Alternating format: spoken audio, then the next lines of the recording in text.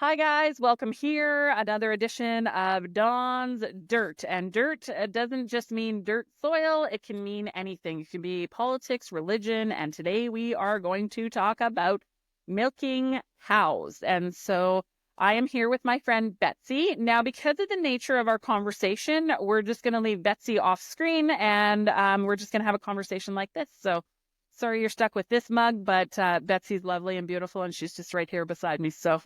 Welcome here, Betsy. So, Well, thanks for having me, Dawn. yeah, Definitely passionate about it, and I hope that we can help inspire different people in your audience. I love it. I love it. I love it. So, can you tell me a little bit about yourself and your family? And you told me a story off screen earlier. So, if you want to just share some of that with us, that would be great. Yeah, I guess what I like to share with people, just learning as they go in their health journey, and just the trend that has um, brought people to a desperate point through COVID, all the different things, with all the different resources we have on the internet today, into just searching out how they can make a difference and change the way they view health and access good, wholesome food. For sure. I love that. And so, how did you get started on your journey? Were you raised on the farm and then tell me about a little bit about your family just in general, now. So how'd you get going on your journey here? Um, so yeah, I guess I like to tell people my parents were both full-on city folk, raised downtown Toronto. I would My mom said that they watched the Wilderness Family growing up. Also had camp, Christian camp, like pioneer camp experiences as teens, that just led them to know that there's different ways to live that are adventurous and exciting, and they wanted that for their family. So they moved out west, found a community way up north, little Cleardale, Alberta, that's just Mennonite community. Actually, they just took them under their wing, wanted them there, gave them land for cheap, $3,000 for a quarter section. Oh my God. Sign me up. I mean, that sounds amazing. Wow. $3,000 for a quarter. So I think even back then it was a really, really good deal. And so, yeah, they knew it and they were like, yeah, you know what? They're giving us this deal because they want us there. So yeah, he was a teacher and they, jumped right in building a log barn from a book, with trees off their land, borrow the neighbors' horses, haul them out, and just went full out. And yeah, had our first two kids in the barn and then built their log home, and the rest of us three. And then my youngest sister was born when they moved from there 15 years later. So there were six of us kids total. They did goats, cows, dabbling in pigs and chickens and just everything. And my mom homeschooled off and on too with the older kids. And yeah, so I'm learning this all for the first time as well. Like I've known you for a while, but like you were raised on a homestead. Like how cool is that? Wow, I'm just blown away. from scratch, swampland. They made a dugout to have water and Oh, wow, that's fascinating. So that's your background. And so, okay, so fast forward a little. So you left your parents' home, obviously, and you got married and you've got a few babies of your own. And so where are you at now? Like you've got a cow. yes, that's why you've got me here. Yes, exactly.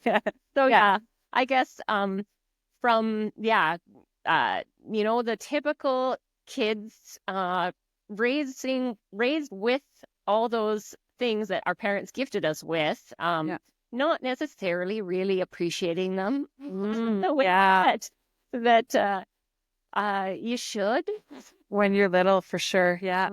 And then going through that journey myself, like raising our own kids, even having a husband that didn't really appreciate some of the things that I thought, oh man, like this would be great to be able to have. My mom did it. So grinding my own flour, making bread. He was like, oh, it's $5 at the store. Just buy it. Buy it.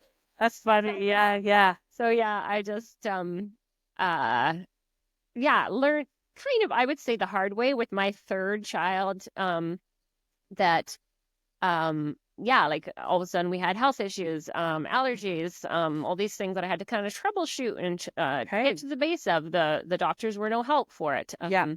Uh I was really clueless until she was about a year and a half, and a friend was like, "You know what? There's something not right." Nose Okay. constantly snotty, like Interesting. I think she's either got like like air kind of like pollen allergies, Yeah. or something else. And so yeah, we started digging, getting help from naturopath, chiropractor, Okay. holistic kind of like help. Approach. Yeah. And yeah, got to the base of it. It was the casein protein in milk, not the lactose. Oh, interesting. Yeah, What does that mean? Casein protein. So you've got a cow now, and so you milked cows. So what does that mean? Explain. So you took her off dairy, I'm assuming, and then yeah. how did that look?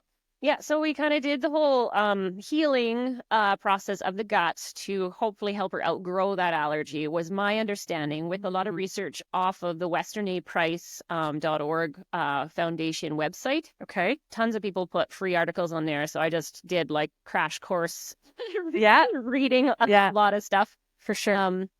And yeah, that got me into, okay, yeah, like whole milk, unpasteurized is the way to go for reintroduction if you want best chance at healing those allergies. So yeah, I Hey. definitely found out a lot about the casein protein being different from cow to cow as well, with the A2 and A1 and The blood types in the cow. Yeah, yeah, and that. absolutely. So yeah. So, okay, so you've got a milk cow and you milk your cow and you feed your children because that's totally legal. Um, so you choose your cows based on blood type? Well, I've actually never done a genetic Okay. test, even though it's very cheap and easy to do. Yeah. I just tested on my daughter because I Yeah. knew what was her reaction Yeah. and allergies. So we tried our neighbor's Jersey milk at one point. She still reacted, had little bumps on her nose instead of the mucus. Hmm. So her reaction was better, but still there. Yeah. And then we had gotten a miniature milk cow. I was raised with goats mostly. So my husband did not want goats. And so that was our compromise. Yeah. Miniature milk cow. She was a Dexter. And yeah, I just approached it. Okay, I'm just gonna gradually do colostrum, little bits at a time, see how her body handles it. Sure enough, she was able to handle it, no problem. So I was like, okay, this must be an A2 patient. Hey, yeah, yeah.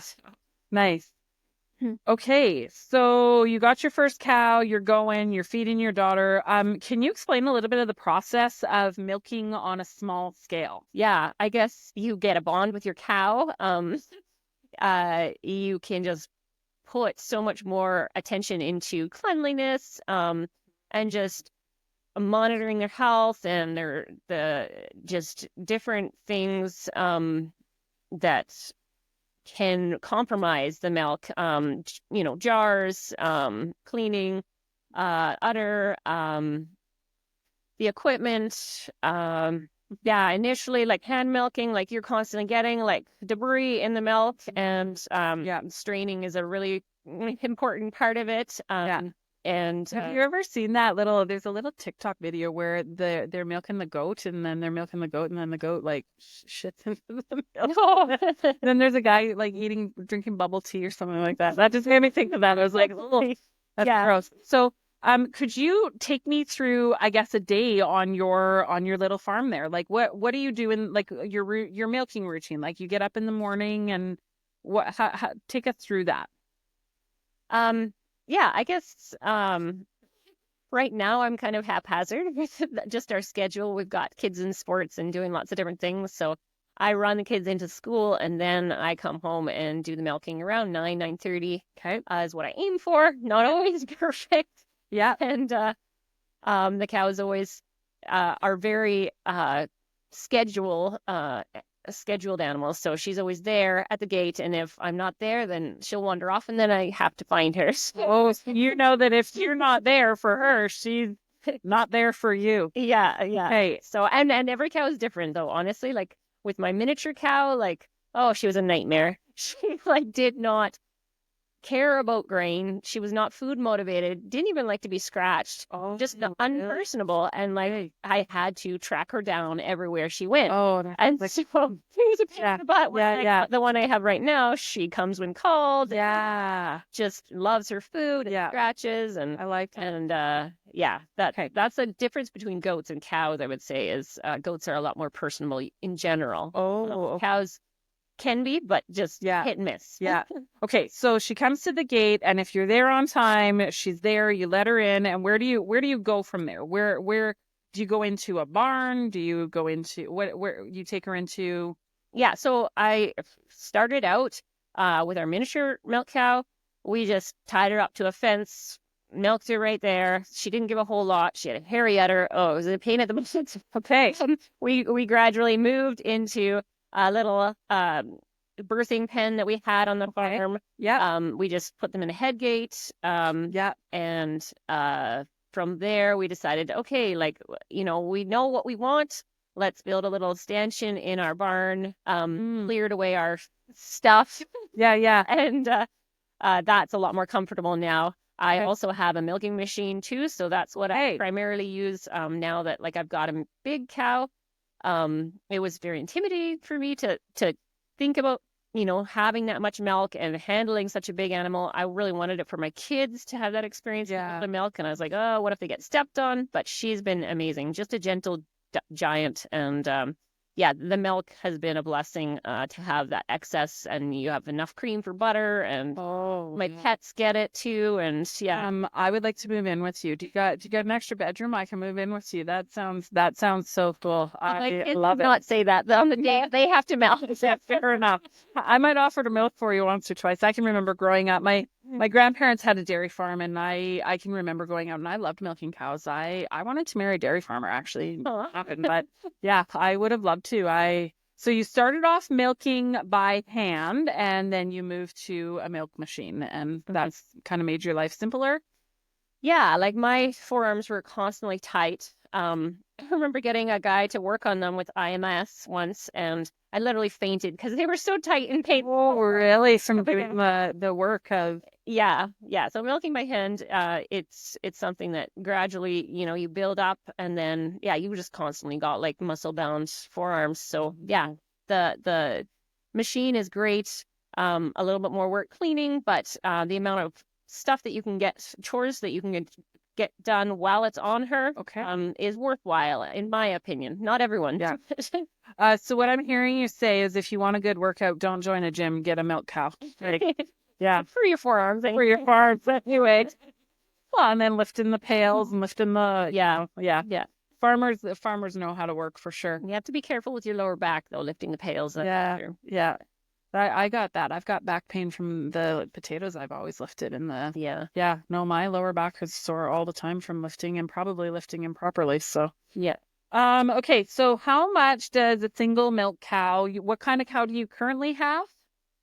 So she's a Fleckfay milk cow right now. Okay. And how much milk do you get in a day? Do you milk her twice a day or just once a day? When I have her calf on, it's just once a day. But yeah, if I didn't have a calf on, like I would get, oh man, I guess I do it by the 2.5 gallon jars. So that'd be for approximately 8 to 10 gallons a day. Oh, wow.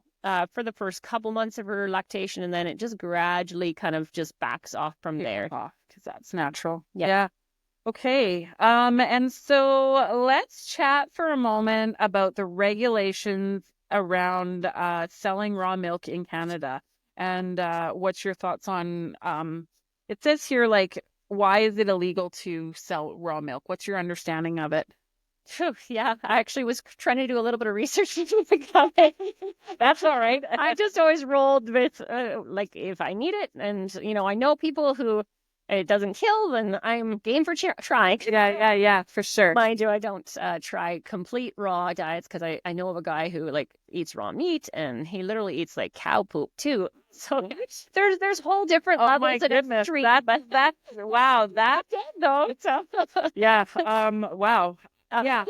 but yeah, so the restrictions, from my understanding, in Canada are worse than other places. There's a huge movement in the States right now where over half the states have legalized the sale of raw milk.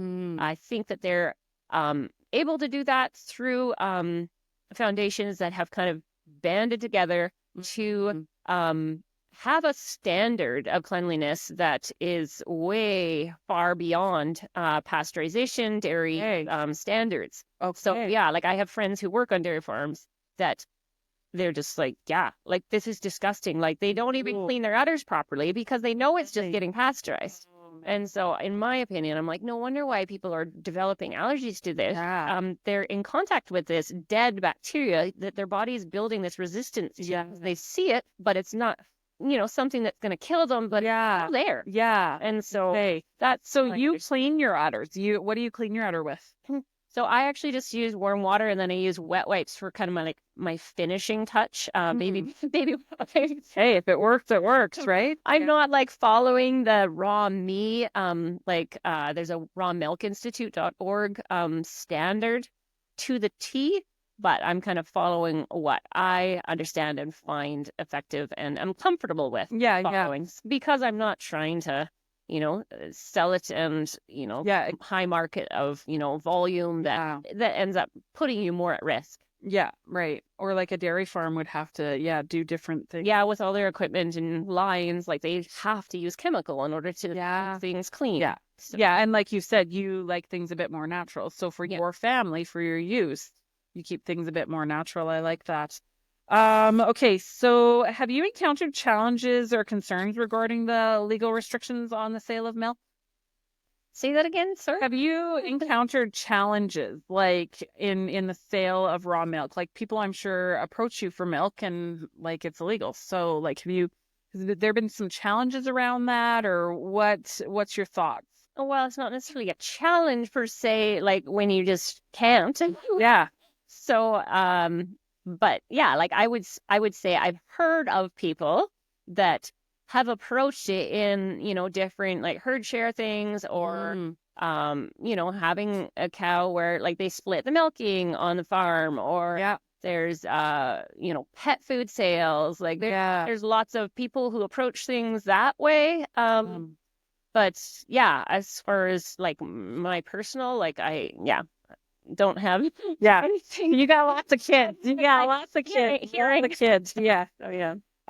Okay. Is there any misconceptions to raw milk that you'd like to clear up? So what are some, because you hear people say, oh, raw milk is so bad and you have to have pasteurization and then homogenization and all la la la la la in the milk that we find in a grocery store. So what are some misconceptions around raw milk that you what's your thoughts on that?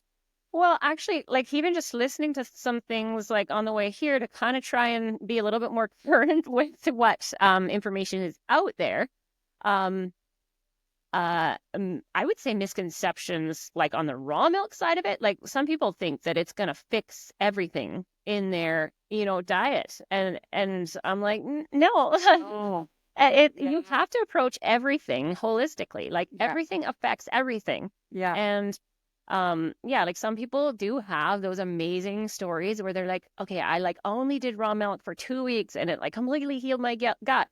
Yeah. But I don't know. Like I feel like those are maybe like not the norm for everyone. Like everyone's health and genetics are different. Yeah, and I can see that. Sure. Yeah. And then what about on the other side? I actually really appreciate that you said that because I've heard the same thing that, oh, just drink raw milk and that'll fix all your problems. Well, no, I appreciate that you said that there's, different people. Like we are all different. We all have different body types. We all have different gut, whatever, health issues.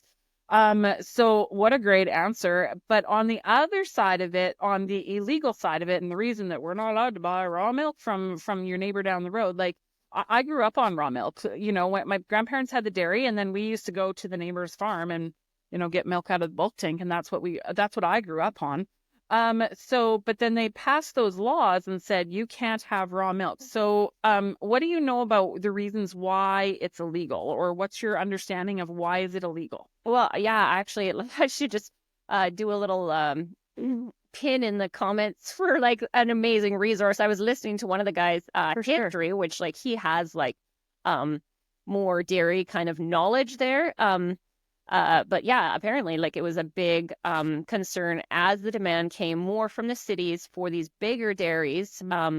They were feeding these cows high grain from these distillery diets, which was making them very acidic, unhealthy. They ended up starting to get tuberculosis, like all these different health issues that just compromised their herds, that led to this overgrowth of different pathogens in the milk. And I think that is where it actually stems from, was they were like, okay, how can we still sell this product that, you know, is coming from these unhealthy herds and living situations, because they were growing, right? Yeah. And so they were like, okay, like this is how we can deal with this, and not really kind of, you know, again, taking the whole picture into things. Okay, like maybe we should change this instead of do this. They put a Band-Aid on a problem instead of solving the problem. Yeah. The Band-Aid is pasteurization. And then, right? Is that what I'm understanding? Yeah. Yeah. Yeah. Oh, and it's not necessarily, yeah, like it really is the safest way to produce milk in bulk and get products to people in, you know, these huge cities. Like it's I don't blame them for doing that. Right. It's if people are able to follow these different guidelines and downscale, you know, and not make the big bucks, right, then they can get a safe product. Right. So, okay. So what I hear you're saying is, it makes sense. Pasteurization makes sense on a large scale, but it doesn't make sense on a small scale, person to person, if that was legal, if we were able to do that. Is that what I'm hearing you say? Yeah. Yeah. Like that's really, in my opinion, the only way to get back to that whole food that's you know where it's coming from. You can kind of know your farmer. Yeah. Or just have it yourself. Yeah, exactly. Yeah. But because it's illegal. It's illegal. We're saying it's illegal. We know it's illegal. We're here. It is illegal. Yeah. So if we lobbied our governments, really, maybe we could kind of change some rules around that if enough people did it. I think, yeah, that's the way they're going about it in the States. So I think that potentially like that can come to Canada. It's just a matter of enough people getting on board, joining these groups to make a change. And I'd say buy a cow. Like you'd need way more backup, like, and people involved to actually get enough product for, you know, yourself as well as 5 other families or whatever, right? Like it's not just a simple, you know, big time industry thing. And I think that's why there's been so much pushback. They don't want the competition.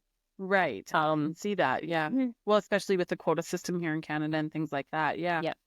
Okay. So when we were talking off camera earlier, you were telling me about, you're saying like, you would encourage, because you were talking about your parents coming from the city, moving to this quarter section, which $3,000. I'm still blown away by that. Wow. That really is homesteading. So you were talking to me about like what you would say to someone from the city who just bought a little chunk of land, is just thinking about, you know, all these holistic things, growing a garden, which is what I do. I teach you how to grow gardens and grow food in the space you have. So what would you say to someone who's getting a cow or is thinking about getting a cow or a goat for the first time? What would you say to that? Well, I guess, yeah, like do your research, start small.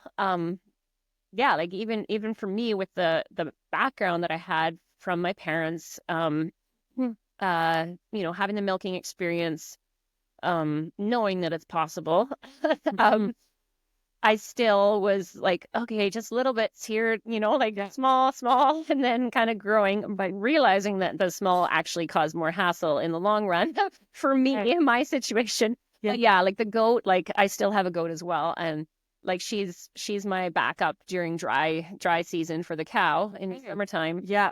And yeah, like you can just take little bits here and there. Like you said, like the garden like doesn't have to be full scale. I don't do 20 acres right off the bat, or you can, and I can coach you through that and I can help you through that. But Yeah, it is. I see what you're saying. So start with maybe a goat and then move to a little bit bigger cow, just like your journey was, right? Like, Yeah, and then get that support system around you because yeah, like mm, that's something it's a lifestyle change because it is commitment. yeah, But yeah, like it's not getting so stuck in a rut that you're so tied down, and you can't trust anyone else with your animal, like to where mhm, you're like, okay, like I've got the support system. I can call this neighbor and they can milk the cow for me and I agree. can go up and take care of my mom if she's sick or Yeah, whatever. Like yeah, those kind of things yeah, like that are necessary in life. yeah, yeah. Okay, so can you share any stories of well, you've already shared about your child, but do you know of anyone else? Like, do you have a community? Can you share any stories of other people that you know that have a cow and are drinking raw milk? And can you share any health benefit stories to other people doing this for their families? Yeah, we've actually got a group of us. We actually just met for coffee just the other day and just chatted cows for like an hour and a Oh, half. really? Fun. And it was just a whole group of people and talking cows and how to milk and Yeah. what to do and And show. people from all different kind of stages too. Like some of them were like getting their cow literally in a week, and then others were like, been doing it and even had a dairy years ago. So it's yeah, you can just learn from different people so much. And yeah, like I'd say you hear all sorts of stories and things that you're like, wow, I would never do that. Yeah, But yeah, yeah. but yeah, like I'd say the general consensus is with different people who own different cows, the Jersey are a harder breed to deal with in Canada, cold winters Okay. and just I don't know if it's genetics or what it is, but like they're just so bred to produce that they Mm, do have more struggles. So those times of like high maintenance, really time draining yeah. can be more intensified when you get a purebred, full force cow like breed. Okay, so like a Jersey or a Holstein. Yeah. So you wouldn't necessarily suggest biting off a Holstein right off the bat. I wouldn't, but yeah, I don't know. There's some people who would just jump right in. Okay. Yeah. Maybe I should. I'm feeling like I need a milk cow for my kids and my family. I would love one. So, Oh, I should put a plug in there too. yeah. Like the goat, uh, it's something that people are like, oh, I just can't stand the taste. But until you had like a fresh cup of goat's milk from a good breed of goat, like Mm, um, don't judge it like by the store because it's awful from the store. okay, and I can identify with that because when I had my farm, people would come to me and they'd say, "I don't like tomatoes," and I'd say, "But have you actually even had a tomato? Because Yeah. the thing that you buy at a store is not a tomato." And so I would always say to them, taste or texture. And if they said texture, I can't help you. But if they said taste, I'd give them one of my little grape tomatoes and I'd say, here, try this. And they would try it and they would go, oh, I don't like tomatoes, but I like your tomatoes. So the Yeah. same thing as what you're saying with goat's milk is you might not like goat's milk, but fresh from your own goat in your own backyard, you might like goat's milk. Yeah, and then also like it's something that can be acquired. Like humans, like we're so adaptable to, well, you go to different cultures and countries, like, and they eat They have totally weird things, and you're like, oh, I could never stomach that. But people adjust and are able to handle it and thrive off yeah. of lots of different things. And so with my Yeah. husband, when we dried our miniature milk cow up, I got the goat to kind of tie us over and he was just so like, oh, this is disgusting, and like just couldn't handle it. He's used to skim milk too growing up, so yeah, Oh, something that he just did it was and so much. texture as well as taste. Yeah. It's so creamy, and Yeah. so I just gradually got everyone in the family used to it by adding it to his milk. Oh, That that's hilarious. there's hope for There's always hope for even for the this lost. change. I love it. Okay, yeah. So let's get back to this movement. There's a growing movement for more natural and unprocessed foods like raw milk. So how has that affected small scale farmers like yourself, or what's your thought process on that? Growing demand, oh, I don't know, like I guess it gives you an opportunity if you're on a farm to yeah, like supplement your income with like little odds and ends, like selling eggs or Yeah. uh yeah, just Growing garden. growing the garden, just sharing the love. Yeah, yeah, exactly. Yeah. Like So there's different ways to kind of make money for sure. off of what you have. For sure. And milk in Canada is not, you're not able to do that at this moment. We the people, we need to change this. Let's band together and make it legal. Or change some laws or let's cause a riot, right? About this raw milk thing.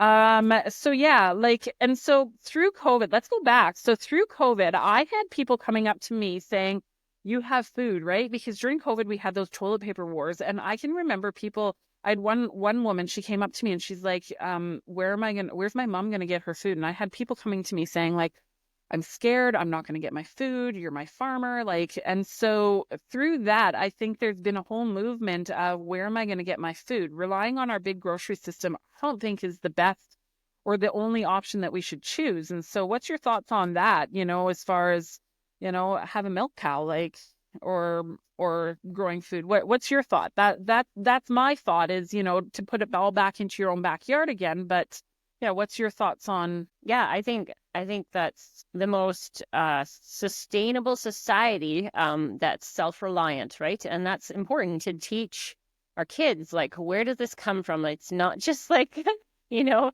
a big truck that just Exactly. magically makes it appear. Like, Yeah. it's something that yeah, it's not easy, but No. it's possible, and Yeah. we can become stronger with that self-reliant kind of just knowledge of, okay, like, this is how we produce this. This is how we can survive Yeah. when, or in, Or the crimes or things get war or crazy. whatever. Like, Well, and that's just it. I mean, COVID kind of brought it. That's the closest our generation has ever had to it. But my grandmother, I mean, she was in the Netherlands during World War II, and yeah, there was honest to goodness food shortages in the cities, and I've been saying for over 10 years now, in the name of health and safety. Oh man, you can tell we're in the country. We got so many flies. Anyways, in the name of health and safety, like, we were getting, like, our bigger farms are getting bigger and our smaller farms are getting smaller. And that's why I'm doing what I'm doing too, is to teach people how to get back to that grassroots thing, to learn how these skill sets. I mean, if can you imagine, like, well, I guess your parents bit off more than what they could chew, but they had a community behind them too. And so you've got a community that you go to, but I feel like it'd be a terrible, scary thing if we lost all of these skill sets and went to and just relied on our dairy system and our big poultry system and our big, grain system and the grocery store. I mean, I think that'd be a kind of a scary thought and a scary day. And I feel like our food system's headed there. So, yeah. yeah, there's things that we can tangibly do, like you're doing, to actually look ahead and be like, oh, this is not where we want to be. Yeah. And yeah, make a change, like in little things, like buying from each other to kind of support each other Yeah. and in our endeavors and stuff like that. So yeah, like going to the farmers markets. Yeah. Bring it back to community, really, people Yep. working with people, and let's make our food system smaller in many ways rather than so big, big, big. And not just food, like there's so many other things too. Like everything comes from China these days. Like, Oh, and yeah. then if you find someone who's a small entrepreneur trying to make a go, just support them. Support them, yeah. Yeah. Buy from them or soap or, different things. I heard of that too, that there's some goat milking people and they make soap and all kinds of lotions and things out of their goat milk. So have you heard of that? Yeah. Yeah, yeah. So that's a way to use milk as well. Mhm. Yeah, I feel strongly about that too. Just supporting your local communities, bring it back into communities. And then when you think of health benefits too, like when I think of the grocery store, like the center aisles of our grocery store really isn't food in many ways. Like it chemical, it's processed. It's been stripped of nutrients and added nutrients, I guess, back or whatever it might be. A lot of the food in the center aisles isn't that great. So um, yeah, what like you've talked a lot about holistic things. So what's your thought on the way we as people should be eating? Well, yeah, actually, even just going to the naturopath, like, because I did blood work, for everyone in the family, except for, I think my youngest, I never did do for him, but I kind of knew, Yeah. like, I was kind of getting to that point where You could just you've figure out learned. what's going on. Yeah, yeah. Yeah. Um, but, yeah, I just kept on, like, even in the naturopath world, like, pills is a quick fix. Like, Mm, like, okay, do these herbs, like, slam this in, you'll heal yourself fast, which I was like, you know what? Like, I really want to do this, like, with food. Like, and so I'm not wanting to buy all this stuff. yeah. And then in the health world, it's such a one thing leads to the next, because money does really make the world go round. Right. Yeah. But at the same time, like, if you can realize, like, it's not necessary. Yes, it can help, and Yeah. I don't totally discredit it, but um kind of longevity wise, like, Yeah. doing that, like, yeah, getting that as real of food as possible, as much, is not going to completely, put your marriage and sanity on the line. Yeah, exactly. There's a there or But there. yeah, like, supporting, Yeah. my friends, like, they make sourdough bread, and I'm like, I Mm, do not have the capacity to make bread. Like, she does milking cows. I love it. Yeah. my thing. Yeah. Yeah. Yeah. Yeah, I love that. And so my thought too, like, the Lord has given us food and the Lord has created our bodies for food. I mean, even look at my shirt. I got a beef shirt on. Like we eat meat and we eat vegetables and so I just think we've been given food and that's what we're kind of the more natural food as possible. I think that does play into our overall health and then that spills into, the rest of it, our minds and all of it. So hmm yeah, I was hearing someone talk about, when I was doing my research. yeah, I love that you research so much. I tend to just let's have a conversation. I'm not reading the book, but yeah. Well, yeah, so this guy, this researcher had gone to this country. I am terrible with details, so don't ask me where it was. But there was this kind of bubble community that, like, they all lived, like, forever. Like, like, Mm, they had, like, some guy, he looked like he was 80, he was like 128, and then his goodness. son was like 102, and then his son was like 90. Wow. Or So like like, 20 generations. it was like crazy. Yeah. Like, Yeah. and so he was just like, wow, like, what is your secret? And Yeah. that fermenting and probiotics and, like, all those kind of things, Yeah. which, like, thrown at them, he said, like, they could handle, their bodies could flush out the worst of the worst pathogens. Like, and Mm, so that kind of perspective, I guess, is kind of a lot that just helps you understand, like, it's not just about, like, being super clean and, like, that mentality that we get, yeah. like, the health world. Mm. It's sometimes, like, it's a counter with, like, the good.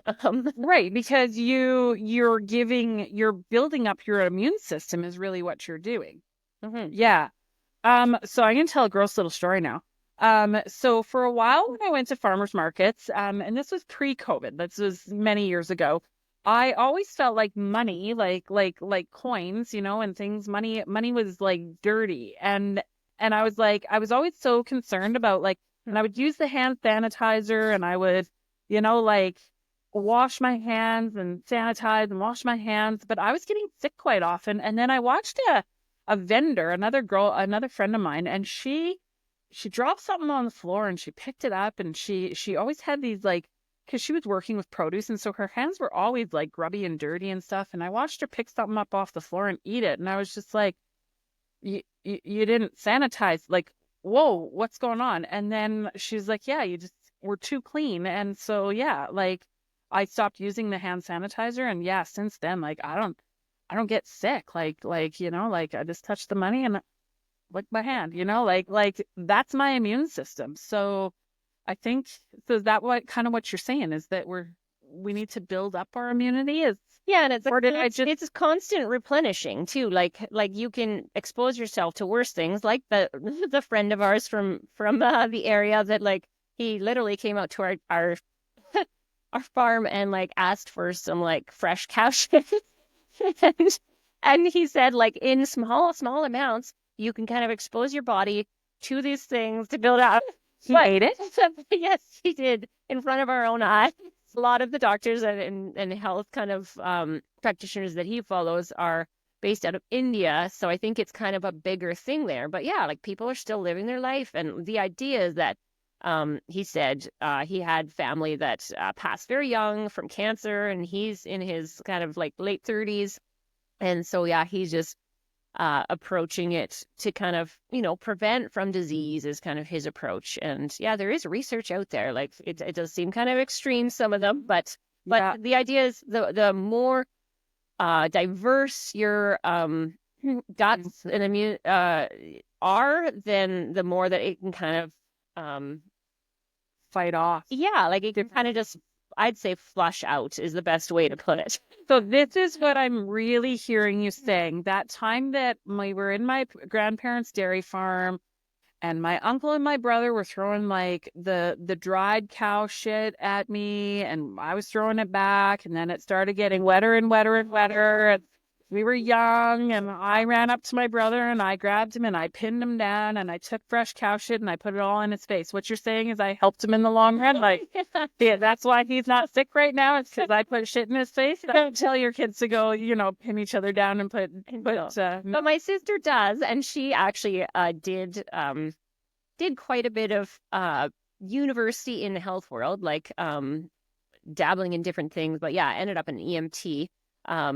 She did, like, with her kids, like, grab stuff off the floor, put it in their mouth. Like, she was like boosting their immune system. Like, yeah. so like that's where like this whole COVID like scare thing wasn't a it was a hoax to people who are aware of that kind of thing, and they weren't able to swallow the lie because they hadn't believed every little thing fed to them. Just like back in the day, like history shows, like people believe things, like people thought that breastfeeding was bad. You're a terrible mother if you're I was breastfed, like, yeah. So yeah, like that. Yeah, it affected our generation, moms, because they'd come up with this perfect scientific formula that's gonna fix all your baby's problems, and they realize, oh, in the health world, maybe natural is best. Yeah. I think. Well, natural is best, but I'm gonna play a little devil's advocate for this. So back when I was having babies, like I was working really hard, and I'm more like a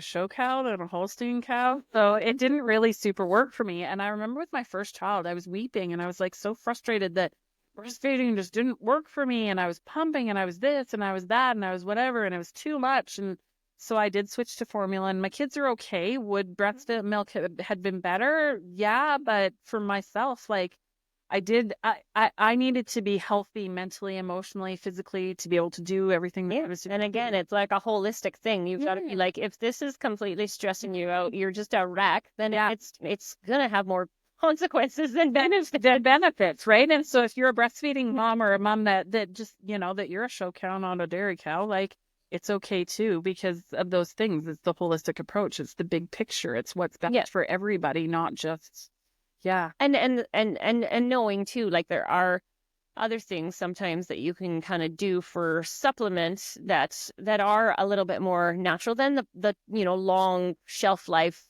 product out there. Like there's lots of different options. Don't stress about it though. Like if it's just a matter of keeping the baby alive, then do what you gotta. I would suggest keeping your baby alive. Yeah. That is best, right? So and thankful for those products. Yeah. For those times. Oh yeah. I think, sometimes in the food world you can kind of become a snob, and you know what? Like at the end of the day, it's nutrition. Take a vitamin if you're just can't handle. So okay. So what I'm hearing you say too is you've got more of a holistic approach. You've got your milk, you've got your, your fresh vegetables. We were chatting about your garden and things too.